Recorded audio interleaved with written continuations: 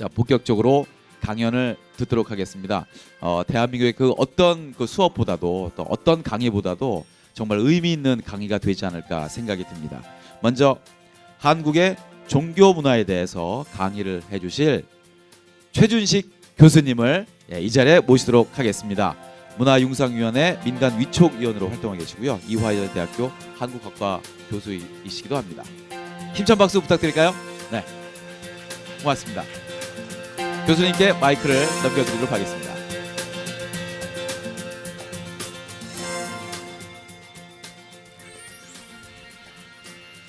반갑습니다.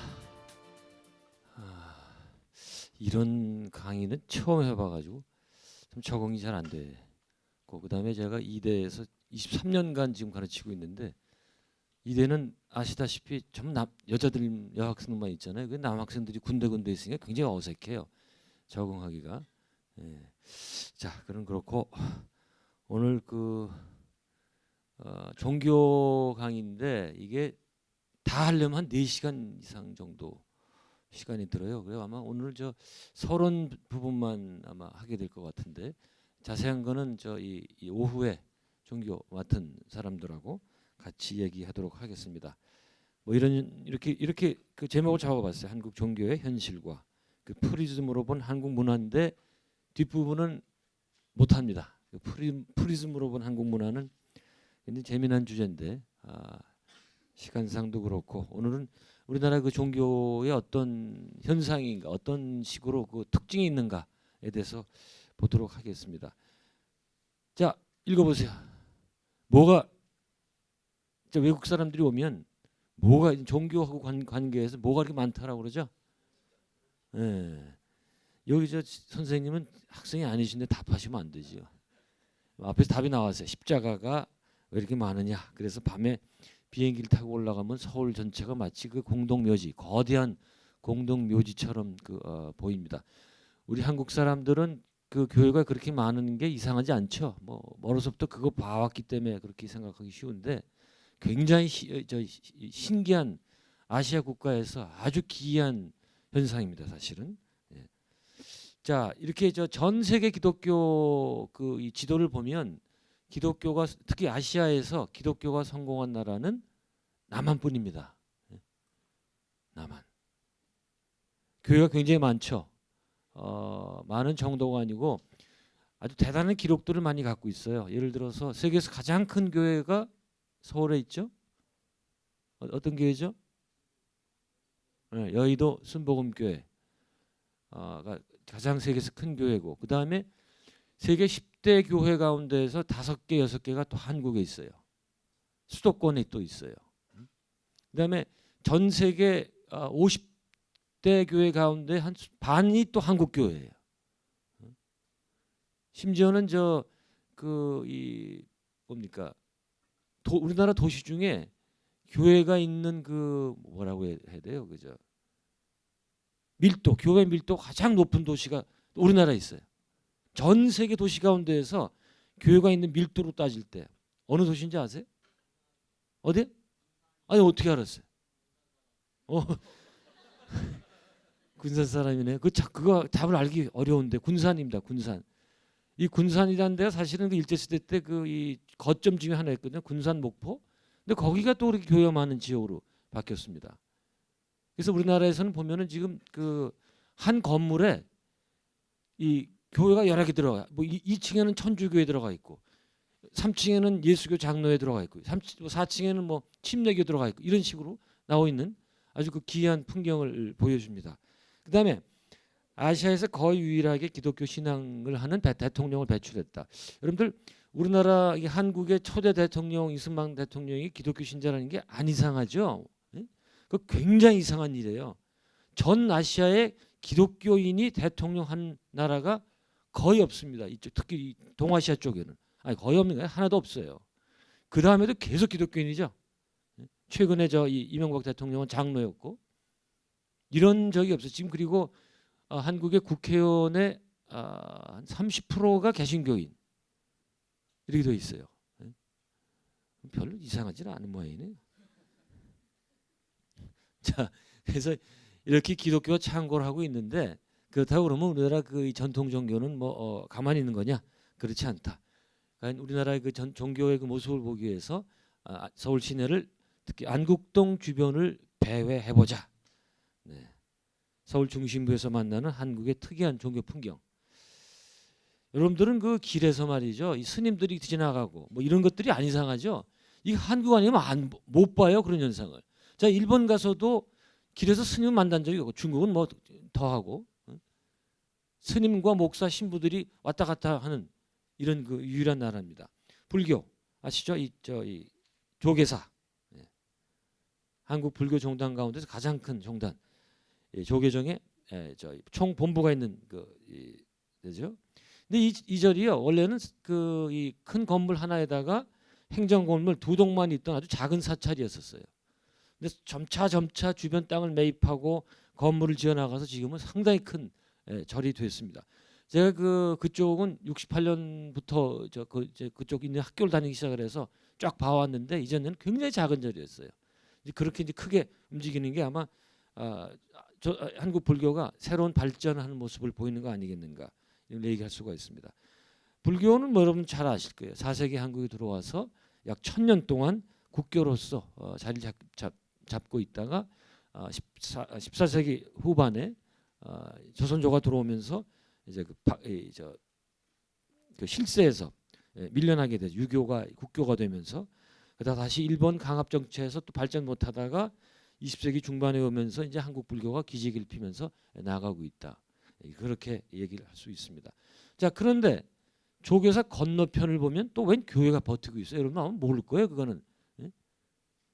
조계사 바로 건너편에 템플스테이 하는 그 문화 그 건물이 있고, 그 뒤편에 있습니다. 이건 제가 사진을 못 찍었는데, 시내 중심부 대로변에 큰 교회가 있다. 이 교회 정체는 제7일 안식일 교회라는, 못 들어봤죠? 세븐스 어드벤티스트 처치라고. 이건 사실 전 세계 그 기독교에서 2단으로 찍힌, 전 세계 기독교에 4개 2단이 있어요. 그 중에 하나입니다, 이게. 제7일 안식일 교회, 그다음에 모르몬교, 그다음에 여호와의 증인, 근데 마지막 하나는 뭘까요? 되게 잘하시네. 통일교회, 우리나라 그 영광스러운 건지 뭔지 모르겠는데, 자건 우리나라 통일교가 세계 2단 중에 하나로 들어가 있는데, 그런 미국 기독교에서 2단으로 찍힌 그 종교가 한국 서울 중심부에 버젓이 있다는 거, 대단히 재미난 특이한 현상 중에 하나입니다. 네, 이게 바로 한국 종교가 처한 현실이겠다. 자, 이제 한국의 종교기관 행렬은 사실 이제부터 시작이 됩니다. 자, 이 조계사를 뒤로 하고 동쪽으로 향하다 보면 이상한 교회당이 보이거든요. 그 보면은 서양식도 아니고 동양식도 아니고, 경복궁에서 인사동 쪽으로 조금 얕은 고개를 올라가면 이 교회가 저쪽에서 보입니다. 보셨어요? 이렇게 생긴 교회거든요. 뭘까 이게? 거기 다 써 있구나. 이게 천도교의 그 대교회당이에요. 조계사에서 걸어서 약 10분 정도 되는 거리에 있습니다. 아주 가까워요. 천도교 그러면 뭐가 생각이 나요? 뭐 입력된 게 별로 없죠? 그렇죠? 천주교에 대해서 좀 알아도 이 천도교를 절대 가볍게 보면 안 된다. 천도교는 말이죠, 일제시대 때 현대의 기독교가 하는 기능을 했던 종교다. 20세기 초에. 자, 아까 이 건물 보세요. 이게 그 당시 그 서울에 있었던 3대 큰 건물 중에 하나였어요, 이게. 서울역, 그다음에 명동성당, 그리고 이 건물이에요. 굉장히 큰 건물이었어요. 지금으로 따지면, 지금 경제 규모로 따지면 육상 빌딩보다 더 큰 그런 건물이에요. 당시 그 경제 규모에서 비교해 볼 때. 그러면 천도교회가 얼마나 이 돈이 많고 그 세력이 컸으면 이런 큰 교회당을 질 수 있었겠는가? 한번 생각해 봐야 되거든요. 지금 역사 교육이 잘못된 것 중에 하나가, 이게 이제 우리나라 그 신종교의 시작입니다. 이 천도교라는 게 최수훈 선생이 시작했잖아요. 이게 사실은 굉장히 중요한 종교인데 철저히 한국 사람에 의해서 뇌리 속에 잊혀져 있다. 예를 들어 볼게요. 그 역사 공부할 때 이 3.1운동은 누가 일으킨 거로 나와요? 3.1운동. 이게 지금 우리 젊은 세대들이 모르겠다니까 굉장히 이 불행한 일인데. 예? 자, 3.1 운동하면 뭐가 생각이 나죠? 유관순 누나 혹은 언니가 생각이 나죠. 근데 가만 생각해 보세요. 어떻게 그런 거국적인 운동을 10대 후반 아이가 일으킬 수가 있어요? 말이 됩니까? 3.1 운동은 그 시작부터 끝까지 전부 천도교가 해왔던 거예요. 돈도 여기서 만들었고, 그리고 이 조직도 그때 이 전국에 그 교회를 갖고 있었던 유일한 종교가 이 천도교였었어요. 그래서 그 조직적으로 움직일 수가 있었고, 그 굉장히 힘든 그 운동이에요. 그게 그렇게 쉽게 뭐 저 천안에 있는 하이틴 여자아이가 만세했다고 전국에서 일어날 수가 없는 거예요. 그거는 그 독립선언서를 인쇄했던 것도 천도교 인쇄소에서 인쇄를 했고, 또 그 천수교 사람들의 그 조직에 의해서 퍼져나갔고, 이렇게 되는 거거든요. 그다음에 민족 33인 그 사람이 있었죠. 지도자들, 그거의 반이 천도교인이었죠. 그 대표가 손병희 선생이었고, 당시 천도교의 교주였었던. 근데 이런 거를 이 우리나라 역사나 이런 데서 한 번도 가르쳐 주질 않아요. 자기 그 민족이 세운 교단이 이렇게 엄청난 일, 세계사적으로도 훌륭한 일을 했는데 얘기를 하지 않고 있다. 자, 그럼 보세요. 그럼 이거 천도교는 이게 다른 겁니다. 뭐를 세계 최초로 시작했다. 답이 천도교 자체도 모르니까 답이 나올 수가 없겠죠. 세계 최초로 어린이 인권 운동을 시작을 해요. 자, 수호파 방정환 선생 하면 그건 알겠죠? 어린이 운동을 시작한 분. 근데 이분이 세계 최초로 시작을 했다. 근데 가만 생각해 보세요. 어떻게 개인 혼자서 그런 엄청난 운동을 시작할 수 있을까? 안 돼요. 그건 혼자서 못 해요. 수호파 방정환 선생은 당시 그 천도교 교주였던 손병희 선생의 사위였다. 그리고 이 운동을 거국적으로 시작할 수 있었던 거는 천도교 교단의 이 배경을 가지고 그렇게 가능했다. 아까 이 교회당 나오잖아요. 바로 이 교회당이 방정환 선생이 구연동원을 하던 데예요. 여기가 실제로 역사적인 장소예요. 이제 우리가 이렇게 근데 완전히 잊혀진 종교가 돼버렸다. 이게 거기 교단 그 앞에 보면 이런 이 발상지란 기념비가 세워져 있습니다. 자, 그러면 빠져나와서 다시 이제 천도교회당에서 동쪽으로 한 10분 정도, 5분은 좀 너무 가깝고 10분 정도로 가면 성균관 대학교 나옵니다. 이 성균관 대학 그 관계자들은 이 대학이 가장 한국에서 오래된 대학이라고 얘기를 합니다. 근데 이 대학 안에 뭐가 있죠? 교수님이 아실 거고, 성균관이라는 기관이 있어요. 이게 뭐 하는 데죠? 성균관? 유생들이 또 성대 학생이에요? 그럼 어떻게 알았어요? 아까 군산 학생 같은데 또 온 군산이 강세예요. 자, 성균관을 한마디로 하면 뭐예요? 지금 말로 바꾸면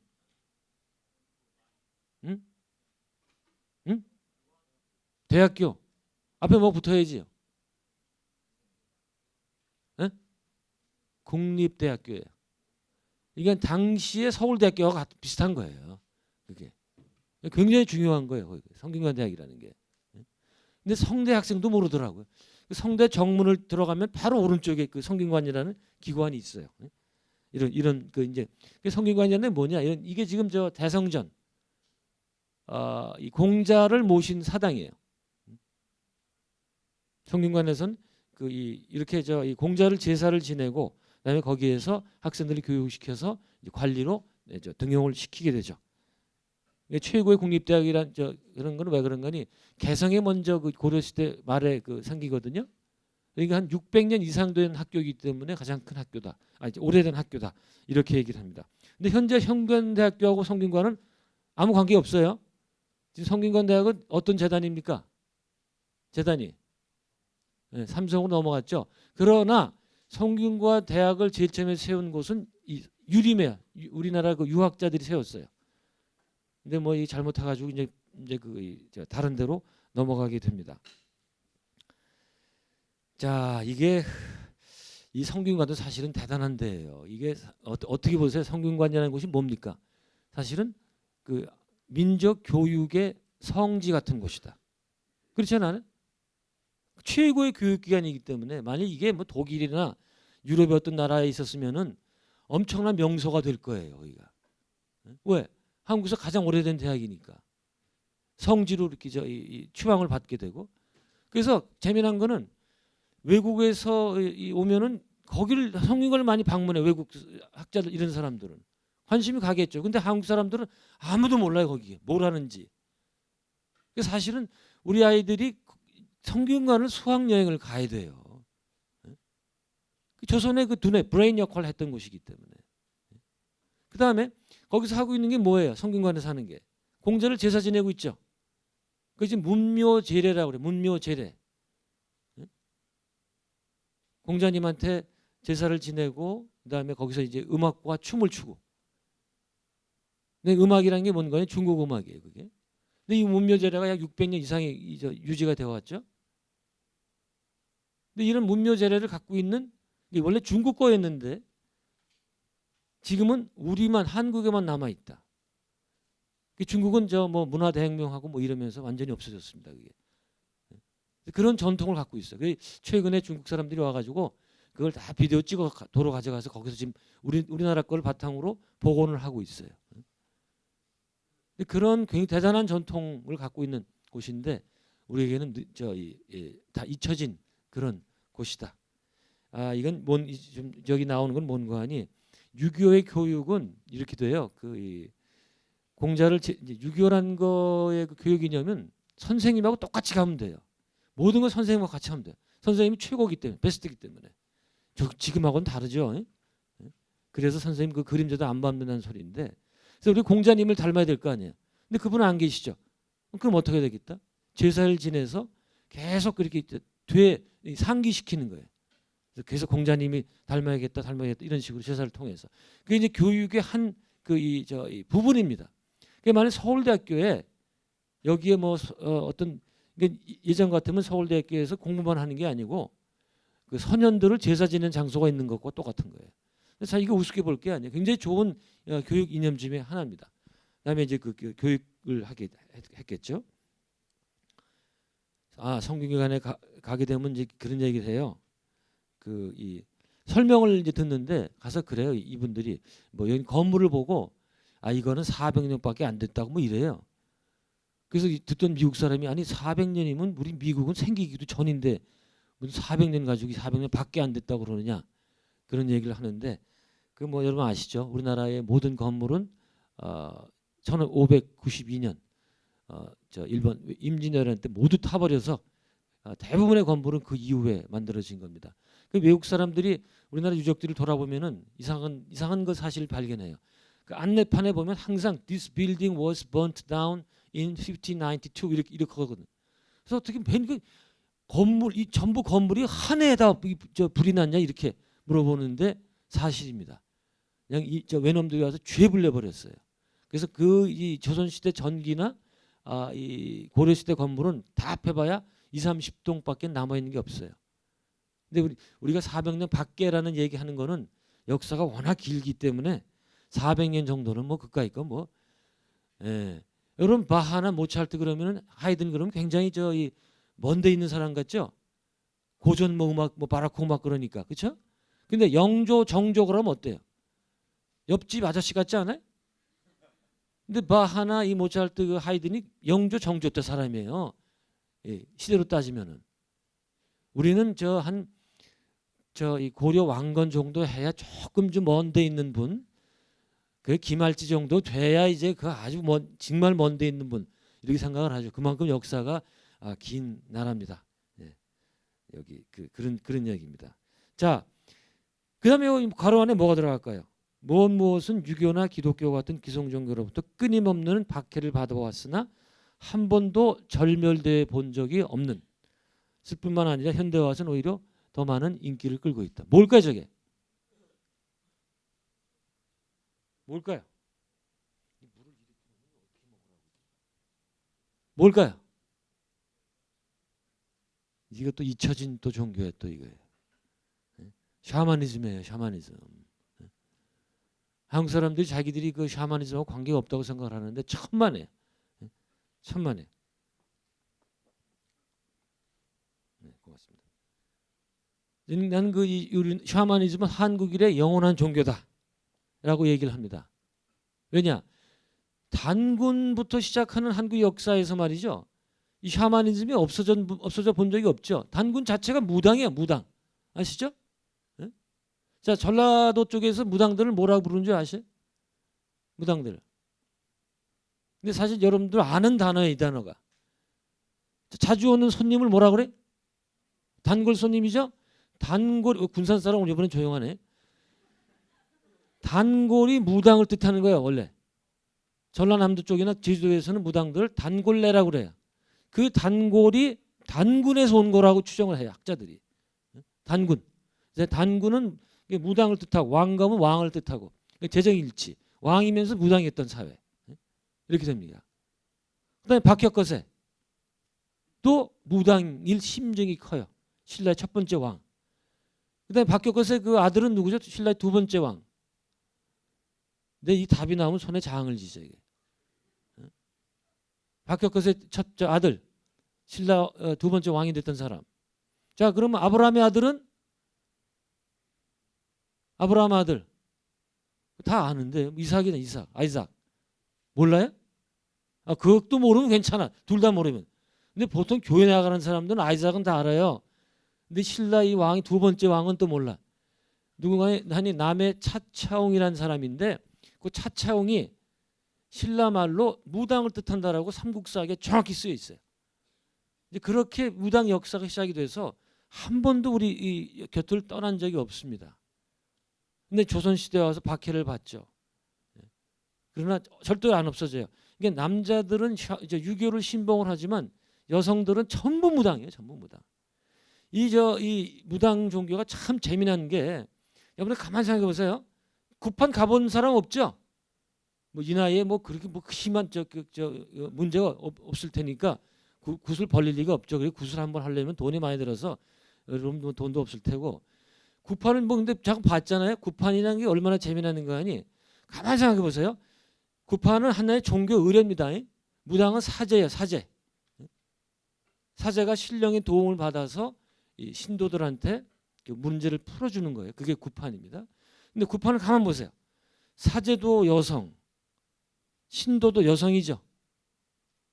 전 세계 어떤 종교 의례에도 그렇게 여자가 중심이라고 하는 데가 없어요.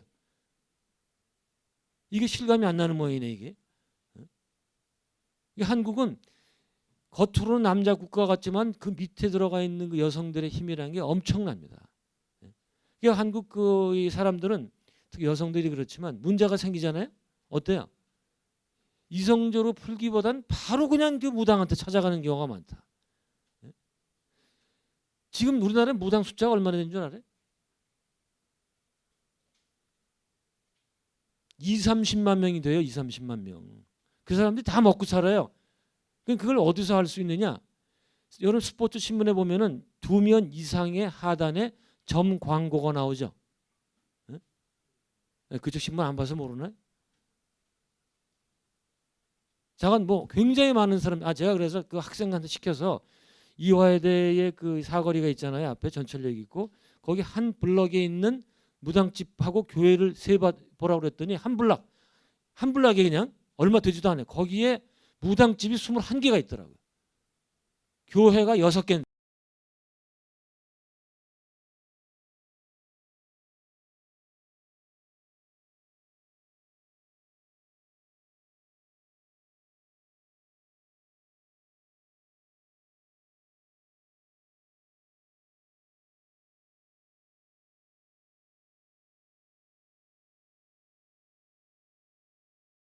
있습니까? 말이 안 되죠. 한국 사람들이 점을 굉장히 좋아해요. 자, 이런 거 이제 점집 여기서 이제 그러니까 현균관에서 동쪽으로 한 3분만 차를 타고 가면은 미아리고개 나오는데 굉장히 많은 그 무당집들이 거기 있죠. 이런 보세요 이게 이렇게 근데 이 사람들이 다 무당은 아니에요. 자, 다른 얘기 해볼게요. 그럼 이 개그맨 강호동 씨가 뭘로 떴어요? 씨름을 뜬 게 씨름으로 떴다네.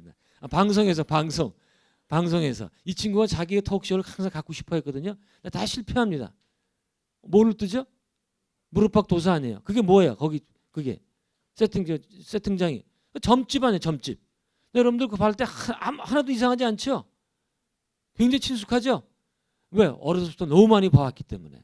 우리가 이런 속에 살았단 말이에요. 바로 이런. 근데 우리나라 샤머니즘 문화가 이게 절대로 우습게 보면 안 되는 게 우리나라의 민속 문화는 말이죠. 이 밑으로 내려가다 보면 전부 이 구판에서 만나게 돼 있어요. 예를 들어서 한국에서 가장 세계적인 성악이 있죠. 유네스코에도 등재된 겁니다. 뭐죠? 한국의 세계적인 성악. 조수미 이런 거 말고 그건 소수미나 그건 서양 성악이에요. 한국적인 성악. 뭐예요?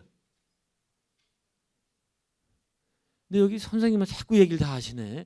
판소리죠? 판소리는 정말 전 세계적으로 인정받는 성악이다. 참 기괴한 음악이에요, 사실은. 자, 그다음에 세계적인 춤이 또 있죠. 혼자 추는 춤, 수건 들고 추는 춤. 탈춤에 수건 들고 춤, 살풀이 춤. 살풀이 춤은 그다음에 세계적인 독주곡이 있어요. 뭐 가야금 대금 자, 군산 사람 또 한번 얘기해봐요. 원래 이쪽은 그 전라도 사람들이 강해요. 음악 쪽은 전라도 사람들이 강해. 탈춤은 경상도가 강하고. 자, 산조란 음악이죠. 검은고 산조. 이것도 세계적인 음악이에요. 자세한 내용 시간 때문에 얘기 못하지만, 자, 이런 세계적인 것들이 어디서 나왔냐 이거예요. 어디서? 이게 답 안 나오죠. 이 신화의 구판에서 나와요. 자, 신화의 그러면은 여러분 생각나는 게 뭐예요? 신화의 하면은 신대철 씨가 하는 밴드 생각만 나죠? 신중현 씨 아들이 하는 밴드.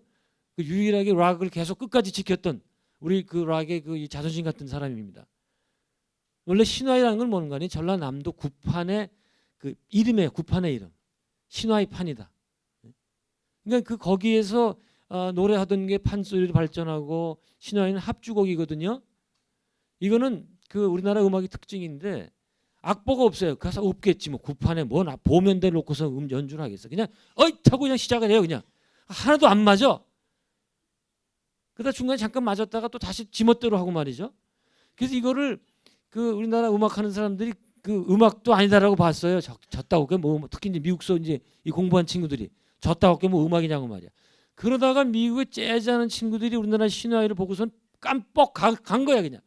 세상 우리가 지향하는 음악이 저런 음악이다. 왜? 재즈의 가장 중요한 부분이 뭐예요? 어떤 부분에? 즉흥, 애들립 할 때. 그게 재즈의 묘미거든. 근데 이놈의 신화에는 처음부터 끝까지 전부 즉흥이거든 이거는. 한국 사람들이 그런 사람들이에요. 그런 세계적인 음악을 만들었는데 그게 다 구판에서 나왔다 이거예요. 결국은. 자, 그다음에 이 난타라는 거 여러분 아시죠? 전 세계에서 많이 인정받은 우리 음악이죠. 그게 어디서 나왔어요? 물론 이제 틀은 영국의 스톰프라는 데서 빌려온 거고. 근데 안에 있는 장단 이게 뭐냐 이거예요. 사물놀이에요, 사물놀이. 사물놀이 어디서 온 거예요? 농악에서 온 거거든. 농악에서 딱 악기 4개만 뽑아온 거예요. 그리고 앉아서 치는 거예요. 그 농악은 언제 하냐 이거야. 마을 굿할 때 하는 거예요. 모든 우리나라 민속 문화는 밑으로 내려가다 보면 전부 구수로에서 만나게 된다. 근데 우리는 그 구슬 뭐라고 그랬어요 지금까지? 이 샤머니즘은 뭐라고 그래요? 미신이라고 그래요. 미신. 세상에 자기 나라 민족 문화의 보고 뿌리를 미신이라고 그러는 아주 이상한 민족이야. 한국 사람들이. 우리나라의 이 샤머니즘 역할을 하는 게 일본은 뭐예요? 뭐겠어요? 일본의 이 기층 종교가 뭐예요? 옆에 나라 종교도 몰라? 신도 아니야, 신도. 에? 야스쿠니 신사 다 그게 신도에 있는 신사예요. 자, 일본에 가본 사람 알겠지만 일본의 신사가 얼마나 아름다워요. 안 가봤어요? 여러분 주로 유럽만 가셨나? 내가 누누이 얘기인데 유럽 천천히 가도 돼요. 우리는 이와 가장 관계 깊은 중국하고 일본부터 간 다음에 유럽 가라 이거예요. 그냥 유럽 가면 안 보여 하나도. 내가 저 우리 아들놈이가 저 대학교를 들어가가지고 그때는 배낭여행이 저거라 이 대사 가지고 할 수 없이 보내줬어요. 그랬더니 갔다 와서 딱 기억나는 하나야. 어딘가 가서 번지 점프 한번 뛴 거. 다른 거 보이지가 않아요. 왜 안 보일까? 잣대가 없기 때문에. 이게 우리 문화를 한국 문화를 잣대 삼아서 가면 그쪽 문화가 보이기 시작을 해요. 물론 반대도 가능합니다. 저 유럽 문화나 다른 나라 문화를 잘 알면 한국 문화가 또 보이기 시작해요. 근데 여러분들이 언제 다른 나라 문화를 공부할 거예요? 그러니까 여러분들한테는 한국 문화를 먼저 공부하면 그게 자연스럽게 세계 문화를 알 수 있는. 저도 이제 계속 한국 문화 공부해보다가 가끔 외국 나가보잖아요. 그러면 외국 문화가 어떤 문화든 그렇게 멋있을 수 없어요. 참 문화는 전부 다 멋있어요. 어떤 세계 문화든지. 그게 바로 진정한 세계 시민이 되는 길인데 그게 첫 걸음은 한국 자기 문화를 미리 먼저 아는 거다. 액적 국수적이다. 이게 되자는 게 아니란 말이죠. 근데 뭘 얘기하다 여기까지 왔어요? 우리 일본은 신사 그 사원 그런 것들을 그 세계적인 문화재라 가지고 유네스코에 등재가 많이 돼 있어요. 근데 우리는 철저히 숨기고 해가지고 미신이라고 그러고 말이죠. 참 그 문제가 많습니다. 자, 이렇게 이제 한국에는 다양한 종교가 있는데 누구는 이런 얘기를 해요. 한국은 그 종교의 백화점이다. 그런 얘기를 합니다. 근데 그거는 아닙니다. 종교의 백화점 그러면 굉장히 많은 종교가 있다고 하면 어떤 나라가 그럴까요? 세계에서 가장 많은 종교가 있는 나라 어딜까요? 뭐 당연히 미국이에요. 미국은 돈이 가장 많은 나라, 종교도 다 돈을 따라가는 거거든요. 이건 거기 가장 세계적으로 가장 많은 종파의 종교가 미국에 있습니다. 그런데 한국은 여기 있구나. 여기 답이 없는 줄 알고. 근데 한국은 다른 특징을 갖고 있어요. 전 세계 어떤 나라에도 없는 특징을 갖고 있다. 보면 어떤 것인가 하니 특수한 종교적 상황. 이 한국은 그 세계를 리드했던 세계를 인도했던 그 종교가 다 들어와 있다. 자, 세계 종교는 대체로 이 두 기둥으로 생각해 볼 수가 있습니다. 인도 종교가 한 기둥이 있고 그다음에 중근동 그러니까 이스라엘 전통의 그쪽에 한 기둥이 있어요. 지금 세계 대종교는 불교, 그리스도교, 이슬람교죠. 큰 종교들. 이게 바로 이렇게 나온 것들이에요. 그다음에 하나가 더 포함이 된다면 중국 쪽. 이렇게 2개 내지 2.5개의 이 종교 그 축이 있다. 그런데 우리나라에는 이 두 축에서 중요한 종교가 다 들어와 있다. 인도에서는 불교가 들어와 있죠. 불교는 동양 정신의 정수라고 할 수가 있습니다. 그다음에 중근동 이쪽 이스라엘에서는 그 셈족 종교라는 게 그 세마이트 릴리존이라고 그러잖아요. 세머를 썼던 사람들이 그 신봉했던 종교. 유대교가 모태가 되겠고 거기서 기독교와 이슬람이 나오게 되는데 이 가운데서 거기 핵심인 기독교가 한국에 들어와 있죠. 기독교는 개신교는 철저히 미국 중심이고 천주교는 이쪽 로마 유럽 중심으로 해서 들어와 있는데 기독교는 서양 정신의 정수죠. 그다음에 중국 문화권에서는 유교와 도교가 또 불교가 들어와서 특히 유교와 불교가 한국에 들어와서 1600년 이상을 번성을 해왔죠. 그다음에 이렇게 이제 이런 종교만 들어와 있는 게 아니고 한국은 북한에는 또 그러니까 이게 종교라는 게 종교만 있는 게 아니고 이데올로기와 항상 같이 간다. 이게 이데올로기도 종교와 거의 같은 기능을 해요. 전 세계로 볼 때 전 세계는 종교와 이 기독교나 이런 종교와 마크시즘, 뭐 소셜리즘 같은 이데올로기가 같이 공존을 했는데 북한에는 전 세계를 또 리드했던 이 마크시즘 혹은 이 공산주의가 들어와 있게 됩니다. 이게 남한에는 모든 종교가 들어와 있고 북한에는 마크시즘 혹은 그 소셜리즘이 들어와 있는데 북한은 북한은 재미난 나라라고 그랬죠. 가장 반종교적인 국가인데 세계에서 가장 종교적인 국가가 돼버렸다. 그렇죠? 북한 종교가 뭐예요? 막스를 막시즘이라고 그러면 북한 종교는 뭐라고 부르면 좋을까요? 키미즘. 김일성이니까 키미즘이에요. 북한은 키미즘에 지금 그 세속 북한은 어떤 미국 학자는 조선시대 아직도 조선시대에 있다 그런 얘기를 해요. 이제 저 왕이 이씨에서 김씨로 바뀐 것밖에는 다른 게 없고 여전히 왕조를 세습하고 있다. 그런 얘기를 하는데 한번 그런 식으로 자 그렇게 돼 있고 그다음에 모든 종교와 이데올로기가 남북에 들어와 있고 그다음에 그 밑에는 뭐가 깔려 있어요? 이 고대 종교라고 할 수 있는 샤머니즘이 깔려 있습니다. 제가 그 북한 실정이 궁금해가지고 이 북한도 같은 민족 아니에요? 그럼 거기도 샤머니즘이 팽배해 있어야 하는데 정보를 몰랐어요. 그 이제 탈북한 사람 얘기를 들어봤더니 어떤 줄 아세요? 북한에도 마을마다 다 점쟁이들이 있어요. 다만 구순할 수 없어요. 그래서 이 탈북자들이 그 반드시 그 탈북하기 전에 점쟁이한테 물어본대요. 근데 이제 탈북하겠다는 얘기 못 하고 제가 1년 뒤에 어떻게 될 것 같냐고 물어보면 또 무당이 아마 1년 뒤에 여기 없을 것 같다. 근데 없을 것 같다는 건 탈출에 성공할 수도 있고 도망을 건너가다가 또 사고를 당해서 뭐 그냥 갈 수도 있고 모르는 거죠. 자원 저 탈북한 사람들 보면 전부 그 무당들 만나서 어떤 얘기가 있습니다. 그래서 내 가설이 맞았구나. 이거는 남북한을 통틀어서 북한의 또 어떤 무당은 아예 그냥 중앙 보위국인가 그 공산당 간부들을 또 상담해주는 그런 또 무당도 있다고 그래요. 이게 뭐 무당 좋아하는 거는 어쩔 수가 없는 게 한국 사람들이 그게 있죠. 그 다음에 아까 얘기했던 19세기에 일어났던 신종교들이 또 따리를 틀고 있는 나라. 그러니까 한국은 이런 모든 종교들이 들어와 가지고 서로 이 나름대로 세력을 갖고 이런 재미난 나라였다. 아까 그 얘기입니다. 근데 재밌는 거는 이런 그 종교들이 들어와 가지고 말이죠. 다른 나라들은 우리나라처럼 이렇지 않고 어떤 한 사조가 한 종교가 핵심을 이루고 있는데 한국은 그렇지 않고 동서양의 대표적인 종교들이 들어와서 팽팽한 세를 유지하고 있다. 이게 한국밖에 없어요. 이런 나라가. 전 세계 지도를 펴놓고 보시라 이거예요. 이런 식으로 이게 말이 안 되는 거예요. 사실은. 어떻게 불교와 기독교가 공존하냐 이거예요. 전 세계 다른 나라를 보자 이거예요. 서양은 뭐 아무리 기독교가 퇴락했다 그래도 역시 기독교예요. 그 서양을 뚫고 들어간 유일한 그 종교가 있어요. 뭔지 아세요? 백인들을 뚫고 들어간 유일한 종교. 이슬람은 절대로 못 들어가요.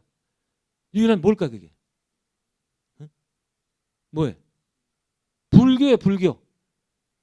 서양 2000년 그 기독교사에서 그걸 뚫고 들어간 종교가 불교예요. 지금 미국에는 I'm a Buddhist라고 도백하는 사람들이 약 100여만 있다고 그러고 유럽에도 상당히 많이 있어요. 그거 말고 불교적인 세계관을 갖고 사는 사람도 그 사람들은 뭐 수백만 있어요. 그리고 뭐 마리아 제인 센터 이런 게 있어요. 마리아는 뭐예요? 천주교의 그 심볼 아니에요, 상징. 천주교인이 운영하는 선원이야, 선원. 이런 것들이 미국에 있어요. 그러니까 아직 이 얘기는 자관 그러나 이제 불교는 뭐 소수 종교이긴 하지만 서양은 기독교 1세기다. 그다음에 아랍은 뭐 이슬람 뭐 거기 살람 알레쿰 뭐 방법이 없죠. 예. 인도는 뭐 힌두교. 그죠? 근데 이 종교가 무서운 게 옛날에 옛날도 아니고 90년대 초에 세뮤얼 헌팅턴이라는 사람이 문명의 충돌이라는 책을 썼죠. 아세요? Clash of the Civilization. 그런 책을 썼어요, 자관. 근데 이 양반 얘기는 그거예요. 이 인류 역사가 전개되는데 여러 문명들이 충돌하면서 왔던 역사다 이렇게 얘기를 하거든요. 근데 그래가지고 세계를 8개나 9개로 그 문명을 나눕니다. 그때 기준이 됐던 게 뭘까요? 기준이 됐던 게 뭐 뻔한 거지. 뭐 내가 지금 종교 얘기하는 다른 거 얘기하겠어요? 결국은 종교의 종교. 민족이 같아도 소용이 없다. 하나 인도 보세요. 인도, 파키스탄, 벵글라데시 그거 다 인도에 원래 종교가 달라지니까 완전히 다른 나라가 돼요. 남북한도 마찬가지예요. 남북한이 한 민족이다. 물론 그 DNA는 몸은 한 민족이지. 그러나 여기가 다르면 가치관이 다르면 이건 다른 나라예요. 다른 나라. 그렇게 종교가 중요하고 무섭습니다. 이제 인도 얘기하다가 이게 지금 이슬람하고 이제 그리스도교하고 지금 각 싸우고 있잖아요. 이거 좀 좋지 않은 얘기긴 한데 내 개인적으로는 생각으로는 인류가 끝날 때까지 싸울 거예요 아마. 이 종교가 이렇게 무서워요. 종교가 다르다는 게. 저는 사실은 종교학을 전공했지만 종교를 별로 안 좋아해요. 너무 많은 나쁜 짓을 해와서 종교 이름으로. 근데 알아야 돼요 우리가. 종교 반드시 알아야 된다. 그다음에 중국이 이제 공산화가 됐지만은 역시 중국 밑에는 유교가 깔려 있다. 그 등소평이 한번 이런 얘기를 해요. 공산주의라는 거는 그 이 중국 문화의 전체적으로 따질 때 큰 양동이에 잉크방울 하나 정도 들어오는 것에 불과하다. 중화라는 전통이라는 것은 변할 수가 없다. 이렇게 얘기를 합니다. 동남아 뭐 불교와 이슬람이죠. 이슬람은 말레이시아와 인도네시아, 나머지는 불교 국가로 돼 있죠. 일본 신도와 불교. 그다음 남아메리카는 주로 그리스도교와 캐톨릭이 이제 많이 있고, 그다음에 이쪽 아프리카는 이슬람과 그리스도교가 또 분할해서 있습니다. 근데 이런 식으로 다 분할해 있는 거지. 우리나라처럼 세계의 큰 종교인 기독교와 불교가 같이 있는. 지금 불교 인구가 얼마입니까? 뭐 관심이 없겠지. 이게 뭐 수능에 나오는 것도 아니고. 지금 불교 인구가 약 1200만 정도 잡아요. 근데 개신교 인구는 개신교 800만 정도. 캐톨릭은 이게 무지하게 성장했습니다. 이 한국이 재미난 게 이번 교황이 우리나라에 오잖아요. 여러분들은 모를 건데 로마에서 보면은 한국은 너무나 좋은 나라예요. 너무나 좋은 나라. 세상에 어떻게 다른 나라에서는 캐톨릭이 안 되는데 저 나라만 그냥 막 신자들이 늘어나가지고 지금 500만이 최근까지 300만이었다 500만 늘어났어요. 근데 그만큼 캐톨릭이 그 종교적인 일을 잘하기 때문에 그런 거예요. 유일하게 이제 성공한 나라. 기독교를 보면 뭐 저 땅 끝까지 선교하라고 그러잖아요. 그죠? 그게 용맹스럽게 달려붙었는데 아시아에서 기독교가 성공한 나라 하나도 없어요. 필리핀 빼고. 필리핀은 너무 저 식민지 지배를 많이 당해가지고. 근데 유일하게 한국만 그렇게 막 그 기독교가 창궐 하니까 얼마나 예뻐요. 그러니까 다른 나라가 여길 와야지 당연히 교황이. 500만이나 돼요. 지금. 그러니까 더하면 그리스도교 신자가 1300만이 되죠. 불교 신자 1200만. 거의 비슷한. 그러나 사실 그 세력으로 따지면 이쪽 그리스도교가 훨씬 큽니다. 여러분이 아까 국회의원 저 퍼센테이지 보면은 그리스도교가 약 40 몇 프로라면 불교는 뭐 10 몇 프로밖에 안 돼요. 요즘은 전부 이제 기독교 눈치를 보고서 정치를 해야 되는 그런 세상이 됐는데, 어떻든 이런 식으로 각축하는 이런 나라가 이런 똑같은 종교가 들어와서 이런 식으로 각축한 종교는 한국밖에 없다. 재미난 나라. 근데 이제 재미난 건 이거예요. 뭐 혼자 재미난 거 아닌지 모르겠는데, 자 그렇게 종교가 서로 다른 게 똑같은 세력으로 있다면 왜 종교 전쟁이 안 나냐 이거예요. 그렇지 않아요? 모든 종교 전쟁이 종교가 다르기 때문에 나는 거 아니에요. 생각을 안 해봤어요? 이게 이 외국 사람들은 굉장히 신기하게 생각을 해요. 왜 안 날까 종교 전쟁이? 근데 막 이렇게 같이 뭐 이 성탄 크리스마스에 뭐 이런 것도 하고, 또 이렇게 여자 성직자들은 이게 전부 이게 결혼 안 한 분들이에요. 이분들은 결혼한 분들하고 놀지 않더라고요. 그 이 스님, 그다음에 원불교 정녀, 그다음에 수녀 이런 분들이 삼소회라는 모임을 만들었어요. 같이 노래하고 뭐 이럽니다. 이런 집단이 있는 나라가 과연 전 세계 어디 있겠는가? 그런 얘기. 이쪽은 뭐 하는 거예요? 서로 스님하고 수녀님하고 뭘 하는 거예요? 자관 굉장히 가까운 모습을 보여주네요. 자, 근데 이게 그다음에 한국은 말이죠. 예수의 생일과 붓다의 생일을 공휴일로 하는 유일한 나라예요. 참 이 반응들이 없는데 이거 굉장히 재미난 현상이에요. 어느 나라에 가서 크리스마스하고 붓다의 생일을 다른 종교의 성인의 생일을 공휴일로 하는 나라가 어디 있겠냐는 말이에요. 사실은 우리는 공자님 생일도 이 공휴일로 해야 되는데 그걸 더 먼저 놀아야 돼요. 왜? 우리는 조선조의 후예이기 때문에. 근데 왜 공자님 생일은 휴일이 안 됩니까? 힘이 없기 때문에 그래. 유림의 힘이 없기 때문에 할 수 없는 얘기예요. 근데 저는 왜그 공이 저 충돌함이 없이 공존할 수 있을까 생각해봤는데 적절한 답은 서로 무관심한 거 아닌가 그래요. 예. 서로 무관심하니까 그냥 서로 뭐 그 안에서 그냥 같이 그냥 잘 살아라. 뭐 서로 관계 안 하겠다. 뭐 그래서 그 종교 전쟁이 없는 것 아닌가. 예, 그런 생각. 사실은 근데 이 기독교 쪽에서 개신교 쪽에서 이쪽 불교에 대한 그 종교 저 침해가 많이 있었어요, 사실은. 예. 예를 들어서 몇 년 전에 있었던 일인데 제주도에 있던 어떤 이 절이에요. 거기 750개의 불상이 있었어요. 500개인가? 불상이 있었어요. 그거를 어떤 이 광신도적인 개신교 신자가 가서 목을 다 쳐버렸어요. 500개를. 근데 불교는 좀 관용적인가 봐. 그냥 또 지나가더라고 또 그냥. 예? 그런 일이 많이 있어요. 동국대학교에는 동국대학교 교정에 그 가운데 불상이 있거든요. 입상. 거기를 시뻘건 페인트로 십자가를 긋기도 하고 또 화계사라고 있죠. 화계사. 거기에 이제 외국 스님들 하는 그 선원이 있어요. 사는 그 기숙사가 외국 스님들 사는 기숙사. 거길 불을 질러 버렸네 또. 어떤 친구가 그 스님들이 망연자실했다고. 어떻게 사람이 사는 집에다 불을 지르냐고. 근데 그때는 어떻게 했나 또 한신대학교 신학생들이 와서 또 고쳐줬어요. 또 뭐 여러 가지 명함이 있는 거예요. 그러면서 이제 이 종교 전쟁이 일어나지 않고 하는데 만일 근데 이슬람교가 개신교하고 비슷한 세로 있었다면 한국에 그러면 그때는 전쟁이 일어납니다. 그때는. 근데 이제 지금 이슬람교는 한국에 몇 명 되는 줄 아세요? 한국 사람 신자.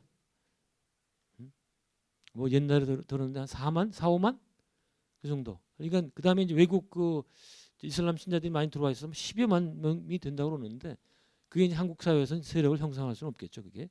예. 어떻든 이런 재미난 나라. 예. 여기서부터 본설인데 여기 이제 시간 관계상 끝을 내야 되겠습니다. 지금 제가 한 40분 정도, 45분 강의를 했는데 한 5분이나 10분 정도 질의응답 시간을 갖도록 하죠. 예. 사실 지금부터가 재미난 게 많은데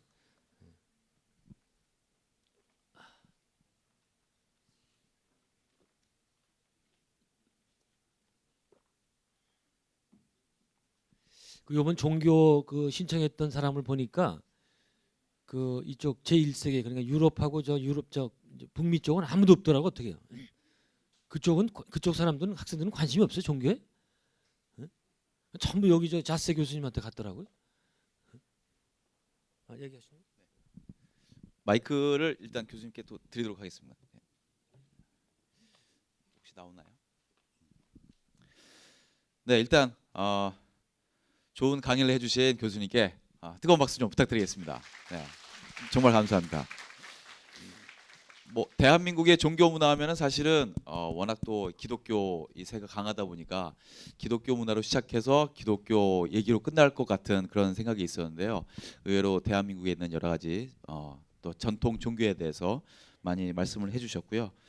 자, 그리고 또 여러 가지 특징들에 대해서 정말 재밌게 잘 들었습니다. 그 교수님께 뭐 궁금한 점들이나 또 질문하고 싶은 거 있으면은 기탄 없이 아무것도 뭐 좋으니까요. 예, 질문 한번 해보시기 바랍니다. 없으시면은 제가 궁금한 점이 하나 있어가지고 여기 있군요. 예, 저쪽 마이크 마이크 좀 갖다 주시겠어요? 예, 교수님이 답변을 하셔야 될 것 같아가지고 육성으로 그러면 크게 한번 해주겠어요?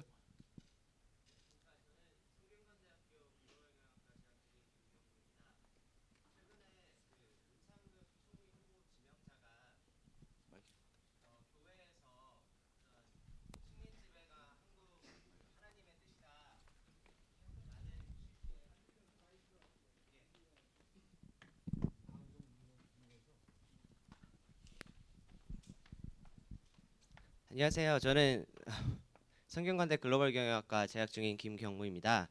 최근에 문창극 총리 지명자께서 교회에서 하신 강연에서 이제 한국의 식민 지배는 하나님의 뜻이다라고 해석될 여지가 있는 발언을 해서 이제 언론의 도마 위에 오르고 결국에는 자진 사퇴까지 하셨는데, 그래서 저는 이거를 종교적 역사관이라고 생각을 했는데, 이러한 종교적 역사관이 학계에서 인정을 받을 만한 역사관인지 여쭙고 싶습니다. 학계에서 어떻게 인정을 받겠어요? 그게 신앙적인 건데.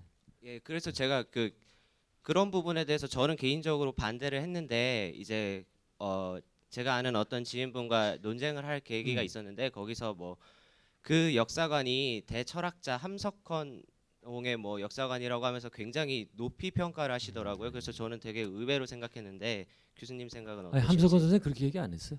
뜻으로 본 한국 역사에서 네, 다 읽어봤는데 네, 그런 얘기는 없어요. 예, 알겠습니다. 별도로 저는 그 문창극 씨의 발언 중에 문제되는 게 무슨 뭐 하는 입도 그건 뭐 개인적인 거니까 치더라도 그 2조 500년을 허송세월 보냈다는 뭐 그런 얘기를 했죠. 그거는 절대 동의가 안 되는 겁니다. 그 2조란 말 써서는 안 되겠죠. 예. 그 2조란 건 뭐예요? 우리가 일본이 우리나라에 집어먹고서는 우리 황제 국가 있는데 그거를 왕조로 격화시켜 버린 거거든요. 그건 대한민국 국민으로서 써서는 안 되는 말을 그 썼다는 자체 그런 것부터 문제가 아니겠는가. 네. 감사합니다.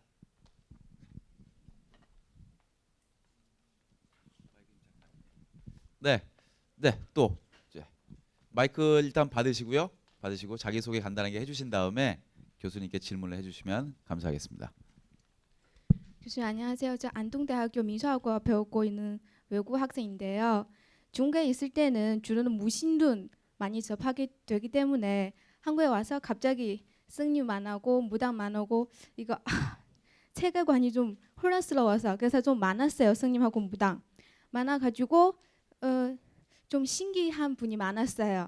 생각해봤는데 이거 도대체 신이기 때문에 그런 분이 그렇게 사람 딱 보다 이 사람 과거는 무엇인지 미래는 무엇인지 진짜 신이기 때문에 그런가 아니면 교수님한테 물어봤는데 뭐 수행하면 유신통 사람이라도 그런 능력을 가질 수 있다고 하는데 그래서 교수님한테 좀 여쭤보고 싶은데요. 진짜 신이기 때문에 무당들이 또 스님들이 보고 나서 이 사람 어떻다 아니면 진짜 그 유신통 그런 사람 원래 그런 능력이 가지고 있기 때문에 그런 것인가 진짜 궁금했어요. 한국의 종교문화하고 별로 관계없는 얘기인데. 네? 그거는 다분히. 종교 아닌가요? 무서운 아니 한국의 종교문화하고는 관계없고 네 그건 종교 철학적인 문제예요.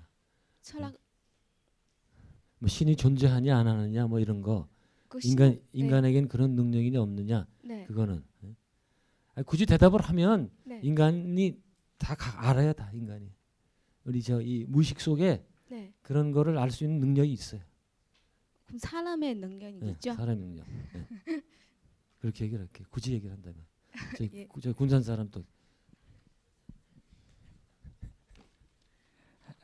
저 전북대 농업경영학과 다니는 김병훈인데 제가 궁금한 거는 그 불교가 그러니까 티베트 쪽이나 이런 데는 자기 수양을 하는 목적의 불교잖아요. 근데 우리나라에 들어오면서 불교 문화가 저희식으로 다르게 바뀐 거라고 그러는데 그렇게 바뀐 건지 궁금해가지고 여쭤보는 거거든요. 인도 쪽이나 그런 데는 불교가 자기 수양을 해서 석가가 그러니까 모두가 부처가 될 수 있다고 생각해서 그러니까 자기 수양을 목적으로 하는 건데 우리나라 불교는 그런 게 아니고 그냥 그러니까 다른 식으로 변형된 것 같아서 왜 그렇게 변형된 건지 궁금해가지고 여쭤보려고 질문하게 됐습니다.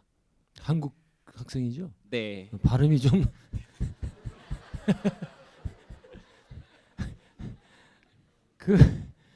우리나라에도 수행하는 스님 많이 있어요. 그리고 종교라는 거는 어디 있든지 간에 다 대중들을 상대하기 때문에 기복적으로 바뀌게 돼 있어요. 거기에는 대부분은 기복 종교고 소수의 수행하는 분들은 뭐 기독교든 불교든 있어요.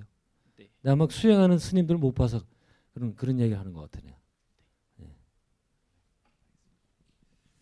네, 시간 관계상 뭐 열기는 점점 더 뜨거워지고 있는데요. 시간 관계상 여기서 이 최준식 교수님의 강의 또 질의응답을 모두 마무리하도록 하겠습니다. 원래 저기 뭐 똑똑한 학생들인데 아까 선생님께서 스승의 그림자도 밟지 않는다는 말씀하셨잖아요. 또 교수님께 질문 드리기도 외람스럽고 또 긴장을 많이 해서 본의 아니게 좀 발음이 어눌했던 모양입니다. 자, 어찌됐든 교수님께 다시 한번 박수 부탁드리겠습니다. 너무 감사합니다. 네.